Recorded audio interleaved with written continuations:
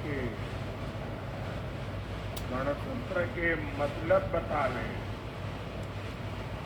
आज सिखावे वाला हाजीपुर के ई महान धरती के प्रणाम करई ताते।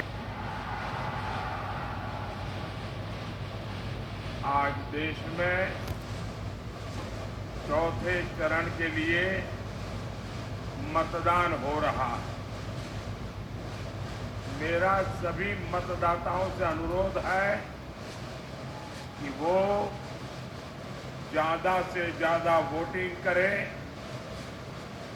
ये चुनाव लोकतंत्र के एक महापर्व होता है और ज्यादा मतदान इसकी शोभा और बढ़ा देता है और आपका एक एक वोट ये हमारे लोकतंत्र का गहना बन जाता है। साथियों, ये भगवान महावीर की धरती है, ये भगवान बुद्ध की धरती है, ये वो धरती है जहां लोकतंत्र की भी जड़ें हैं और ये वो धरती है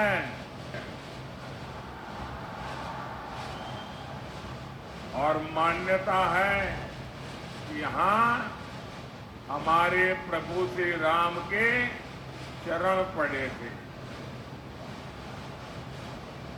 इसलिए हाजीपुर आकर आपसे आशीर्वाद लेना मेरे लिए बहुत बड़ा सौभाग्य है। साथियों, ये पहला लोकसभा चुनाव है जब हम स्वर्गीय रामविलास पासवान जी की अनुपस्थिति में लड़ रहे हैं। रामविलास जी सामाजिक न्याय के सच्चे साधक थे और हाजीपुर के प्रति उनका लगाव, हाजीपुर के प्रति उनका समर्पण ये हमेशा हमेशा याद रहेगा। हाजीपुर के लिए, उनके सपनों को पूरा करने के लिए हम सब संकल्पबद्ध हैं। साथियों, 4 जून बहुत दूर नहीं है। 4 जून को सुबह के इस समय सबकी नजर टीवी पर होगी, रेडियो पर होगी, सोशल मीडिया खंगालते होंगे और जो आशीर्वाद दे रहे हैं वो 4 जून को एक के बाद एक भाजपा एनडीए के विजय की ओर और चुनाव के परिणाम क्या कहेंगे? चुनाव के परिणाम क्या कहेंगे? फिर एक बार, फिर एक बार, फिर एक बार एनडीए को दिया आपका वोट केंद्र में मोदी की मजबूत सरकार बनाएगा। आरजेडी, कांग्रेस या इंडिया अलायंस को तो जिन्हें गलती से भी बटन दबा दिया ना तो उसका वोट तो बेकार जाना जाना तय है। और बिहार के लोग तो समझदार है, वो बेकार जाने वाली चीज कभी करते ही नहीं है। और इसलिए अपना वोट सरकार बनाने के लिए दीजिए, देश बनाने के लिए दीजिए, आपके भविष्य के लिए, आपके बच्चों के उज्जवल भविष्य के लिए दीजिए। आपका वोट एनडीए को दीजिए। साथियों, बिहार के लोगों के सामर्थ्य और बिहार के लोगों की समझदारी का मैं बहुत सम्मान करता हूं, लेकिन मुझे ये देखकर दुख भी होता है कि सामाजिक न्याय के नाम पर लालटेन वालों ने बिहार में कितनी अंधेर गर्दी फैलाई। लोगों ने बिहार के लोगों को गरीब और अभाव में धकेल दिया। जंगल राज इन लोगों ने सबको बर्बाद किया और खुद अपने आलीशान महल खड़े कर दिए। क्या ऐसे लोग बिहार का कभी भी भला कर सकते हैं क्या? आरजेडी में बिहार को आगे बढ़ाने की इच्छा शक्ति ही नहीं है।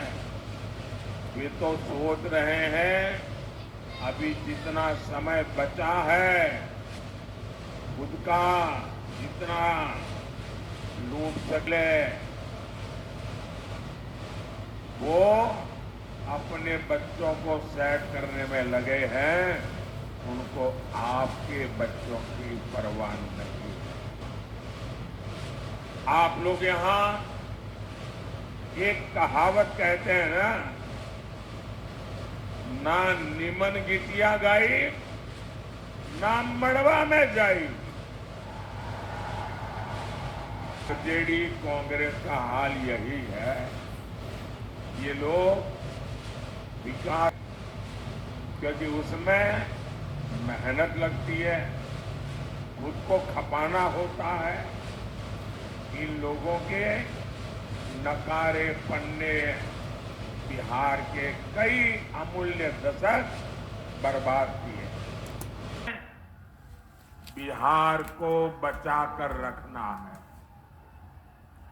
भाई और बहनों, आरजेडी हो, कांग्रेस हो, इन दोनों पार्टियों ने अब तुष्टीकरण को अपना सबसे बड़ा राजनीतिक हथियार बनाया है। आजकल आप देखते होंगे इंडी अलायंस का हर दल राम मंदिर के लिए बद्दी बद्दी बातें कर रहा है। राम मंदिर को गाली देकर उसका बहिष्कार करके ये आपको चिढ़ा रहे हैं। क्या ऐसे लोगों को आप माफ करेंगे क्या? ऐसे लोगों को कोई माफ कर सकता है क्या? साथियों, आरजेडी कांग्रेस की प्राथमिकता आप लोग नहीं है, बल्कि उनका अपना वोट बैंक ही है। अभी आपने सुना होगा बिहार में जंगल राज लाने वाले जो व्यक्ति है, जो चारा घोटाले में अदालत ने सजा की हुई है, गुनहगार माना है, उन्होंने अभी एक बयान दिया। उन्होंने कहा कि मुसलमानों को आरक्षण दिया जाना चाहिए और वो भी पूरा का पूरा,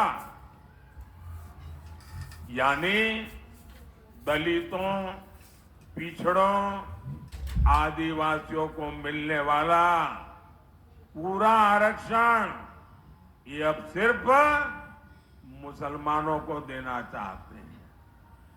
भाइयों बहनों, मैं भी आप की तरह अति पिछड़े समाज से आता हूं। मैं जानता हूं ऐसा सुनकर के उनकी बेचैनी कितनी बढ़ जाती है।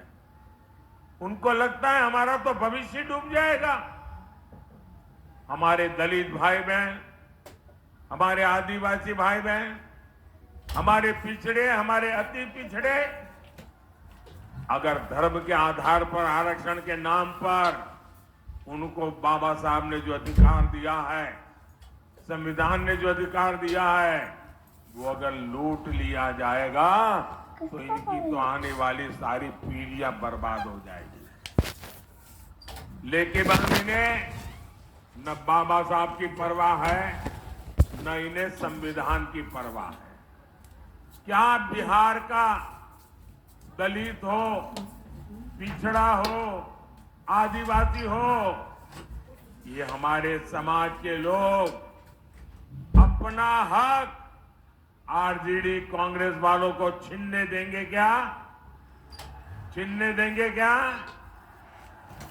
और मैं आपको गारंटी देता हूं, जब तक मोदी जिंदा है,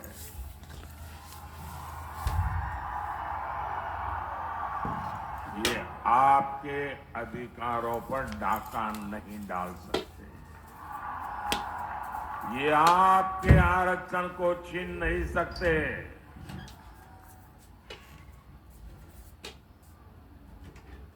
वो समझ लें, वो वक्त चला गया कि आपने महिलाओं को मिलने वाले आरक्षण के कागज फाड़ दिए थे।